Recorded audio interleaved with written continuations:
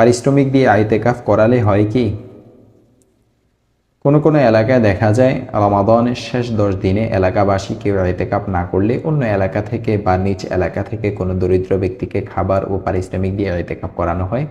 এই কাজটি ঠিক নয়।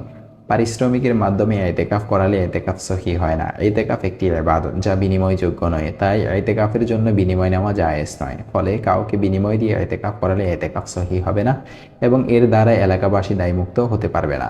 আমরা জানি রমাদান মাসের শেষ 10 দিন ইতিকাফ করা সুন্নতে মুআক্কাদা আলাল কিফায়া। যদি কোনো মসজিদে একজনে ইতিকাফ করে তাহলে এলাকাবাসী সুন্নত তরকের গুনাহ থেকে বেঁচে যাবে, আর যদি একজনে ইতিকাফ না করে তাহলে ওই এলাকার সকলে সুন্নত তরককারী বলে গণ্য হবে।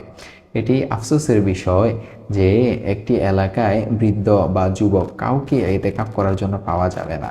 এমনটি হওয়া উচিত নয়। সকলেরই ব্যস্ততা আছে, তাই বলে ইতিকাফের মতো ফজিলতপূর্ণ আমলের জন্য পুরো এলাকায় কাউকে পাওয়া যাবে না, এটা হতে পারে না। আগে থেকে বিষয়টি নিয়ে ফিকির করা দরকার এবং এই আমলের জন্য মুসল্লিদেরকে উৎসাহিত করা দরকার।